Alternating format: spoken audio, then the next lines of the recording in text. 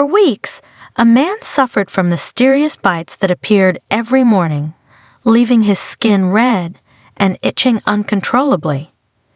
He thought it was a simple bedbug infestation, but when experts finally uncovered the truth, the horrifying discovery left everyone in complete shock. For weeks, Ethan had been living a nightmare. Every morning, he woke up to new red marks on his arms, neck, and torso. The itching was almost unbearable, a constant reminder that something was crawling over his skin during the night. He tried everything: washing his sheets in hot water, vacuuming every corner, and spraying over-the-counter insecticides. Still, the bites kept appearing, and he was certain they were bed bugs. What else could it possibly be? After another sleepless night, Ethan stood by his bed, glaring at his mattress as if it were the enemy. He pulled back the sheets slowly, scanning for any sign of movement. There was nothing. No tiny insects scurrying for cover, no blood spots, no shed skins. He pressed his face closer, squinting at the seams. Still nothing. It was maddening.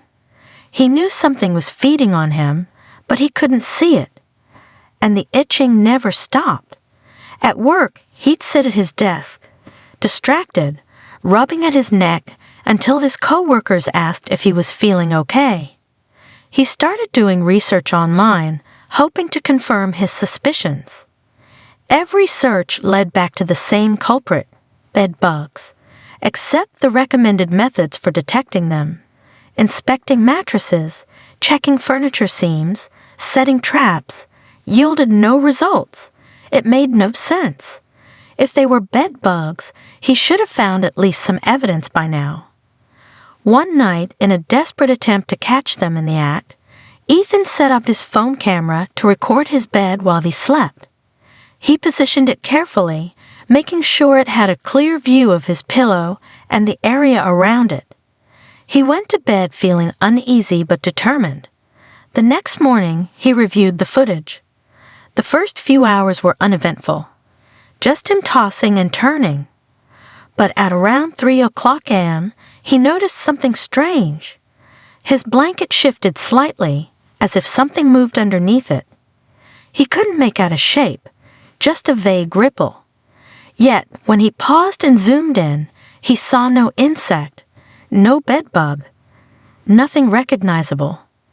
Just the unsettling feeling that something was indeed there, too small or too quick to see. That afternoon, Ethan called an extermination company. He needed professionals. When the exterminator, a middle-aged man named Carl, arrived, he listened patiently as Ethan described the problem. Carl nodded thoughtfully, jotting down notes on a clipboard, then put on gloves and began a methodical inspection of the bedroom. He shone a flashlight into every seam of the mattress, pulled the bed frame apart, checked behind the headboard, along the baseboards, inside the closet, and even inspected the rugs. After nearly an hour, Carl shook his head. "I'm not finding any evidence of bed bugs," he said, a puzzled frown creasing his forehead. "No droppings, no shells, no eggs. Are you sure the bites happen at night?" Ethan rubbed the back of his neck. "Yes. I wake up with fresh ones almost every morning. They itch like crazy. They look just like bedbug bites." "What else could it be?" Carl sighed, lifting a hand to scratch his own jaw. "I don't know. Sometimes people mistake other insect bites for bed bugs. Could be fleas. Do you have pets?" "No," Ethan said, frustration creeping into his voice. "I live alone. No pets, no recent travel. Just these bites that won't go away." Carl gave him a sympathetic look. "I could set some professional traps, see if we catch anything. If you're okay with it, I'll leave them overnight and come back tomorrow." Ethan agreed. He felt a twinge of hope. Maybe Carl's traps would confirm the presence of bedbugs, and they could finally get rid of them. That night, he tried to sleep, knowing that traps were set, and someone else was invested in solving this mystery. But the itching came back as always, little pinpricks that forced him to scratch until his skin felt raw. The next day, Carl returned and checked his traps. He shook his head, baffled. Not a single catch. These traps are specifically designed to lure bedbugs. If they were here, we'd at least see one by now. He stared at Ethan, eyebrows raised. I might recommend you see a dermatologist. Could be a skin condition that resembles insect bites. Ethan's shoulders sagged. The last thing he wanted was another dead end, but he made the appointment. The dermatologist, Dr. Bailey, examined the bites, took a biopsy of one inflamed area, and promised to get back to him with results. In the meantime, she prescribed a cream to ease the itching. For a brief moment, Ethan considered the possibility that this was all in his head, or that his skin just flared up spontaneously, but the marks were so distinct, and the nighttime pattern was undeniable. He returned home feeling uneasy. He would try the cream, wait for the tests, and see if the bites persisted. By the time Dr. Bailey called him back, he had new bites along his wrist and under his arm. Her voice was cautious over the phone. Your biopsy shows an inflammatory reaction consistent with insect bites. There's no sign of a dermatological disease causing this. Something is biting you, Ethan. He felt a chill. Then why can't anyone find them? There was a pause. I'd like to refer you to an entomologist, someone who specializes in identifying insects. I know it sounds unusual, but we might be dealing with something less common than bedbugs. I have a colleague who occasionally consults on medical mystery cases like this. If you're willing, I can set up an appointment. Ethan agreed, though the idea that his problem was so unusual it required a specialized expert made him uneasy. Within a week, he found himself meeting Dr. Ching, an entomologist known for consulting on rare cases. Dr. Ching greeted him with a steady, reassuring tone. I understand you've been through quite an ordeal, he said, scanning the notes Dr. Bailey had sent over. You're sure these occur only in your home at night? Ethan nodded. I never get new bites when I stay overnight at my parents' house, or even when I crash at a friend's place. It's only in my bedroom. Dr. Ching tilted his head, intrigued. That suggests the source is localized. If it's not bedbugs, it could be something else entirely. Let's do a thorough examination of your sleeping environment.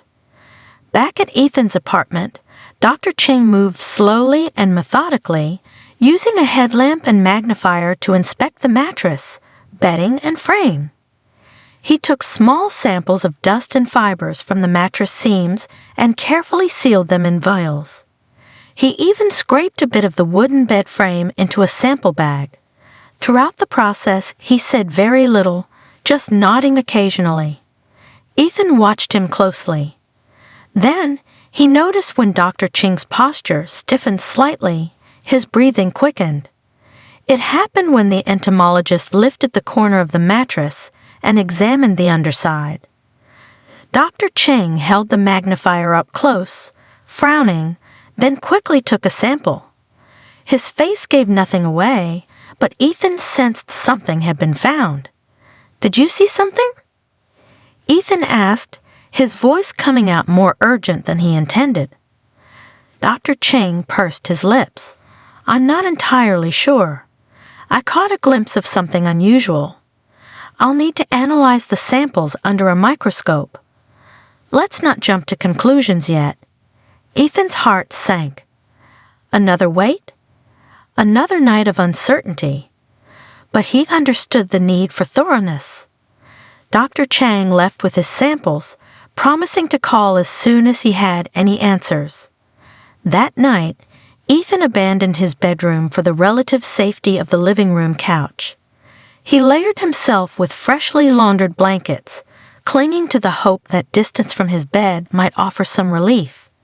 But when he woke up, his heart sank. New bites marred the skin along his ankle, the angry red welts glaring back at him like taunts. His stomach churned as he rubbed at the irritated skin, the realization dawning on him. Whatever this was, it had spread. It wasn't confined to his bed. It felt unstoppable. How could something so persistent, so invasive, evade the experts? As he wondered what to do next, his phone buzzed. Ethan snatched it up. It was Dr. Chang. His voice came through the line, sharp and urgent. "Ethan, I need you to come to my lab immediately." The urgency in his tone made Ethan's stomach churn. "Is it bad?" he asked, his voice barely steady. "I'll explain everything when you get here," Dr. Chang replied. Ethan's mind raced during the drive to the lab. His palms were clammy against the steering wheel, his thoughts looping through worst-case scenarios. By the time he stepped into the small, sterile lab, his nerves were raw. Dr. Chang greeted him with a brief nod, his expression unusually grim. He gestured toward the table where a small petri dish sat beneath a high-powered microscope. The room smelled faintly of antiseptic, the harsh fluorescent lighting casting sharp shadows that seemed to amplify the tension. "These are the samples we collected from your mattress. See for yourself what we found," Dr. Chang said. Ethan leaned in, squinting through the eyepiece. When he realized what he was looking at, he screamed. At first, Ethan saw what looked like dust motes and fabric fibers. Then he noticed tiny shapes, creatures smaller than the head of a pin. They had long, thin bodies and multiple sets of legs. They weren't round and reddish like bedbugs. They were slender and fast, looking almost worm-like with tiny appendages. "What are those?" Ethan asked, pulling away, his voice barely above a whisper. Dr. Chang leaned closer to the sealed container, his brow furrowed in concentration. He adjusted his glasses, his voice low and deliberate. "We've identified the species," he began, his tone leaving no room for doubt. "It's called Triatoma infestans." Ethan's heart sank. "What is that?" "It's a parasite usually found in South America," Dr. Chang explained. "They're known for their aggressive feeding and ability to adapt to human environments. They feed on bodily fluids, and their bites look like bedbug marks." Ethan felt his chest tighten. "How dangerous are they?" Dr. Chang's voice was firm. "Very. They can cause severe skin infections, allergic reactions, and even secondary diseases can be spread through their saliva. They're not just biting you, they're nesting, breeding in the crevices of your bed frame, possibly even your walls. Each night, they emerge to feed. They're almost invisible to the naked eye, and their bites mimic bedbug reactions, which is why everyone was fooled." Ethan felt a surge of nausea.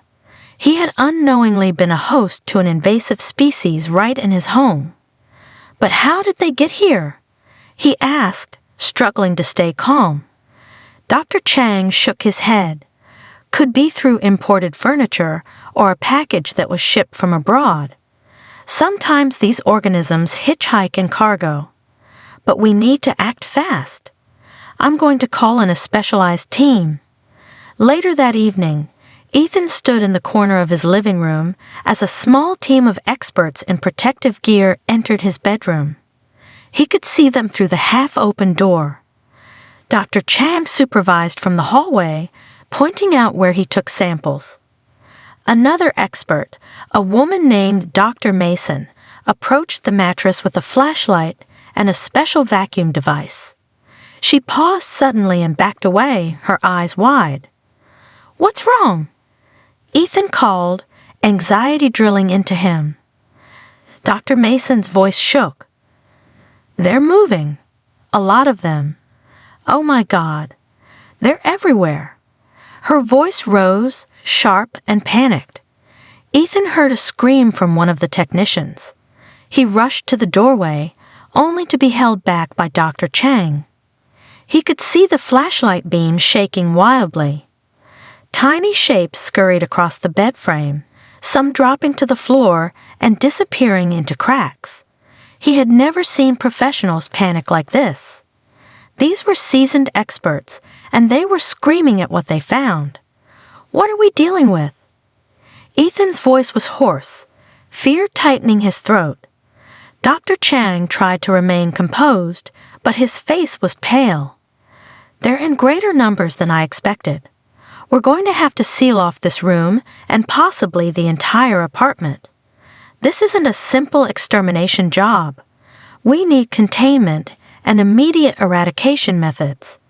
I've never faced something like this in a home environment." In the chaos, Dr. Mason managed to capture a few specimens in a sealed container. She was breathing heavily through her mask, her hands shaking. Ethan could see them.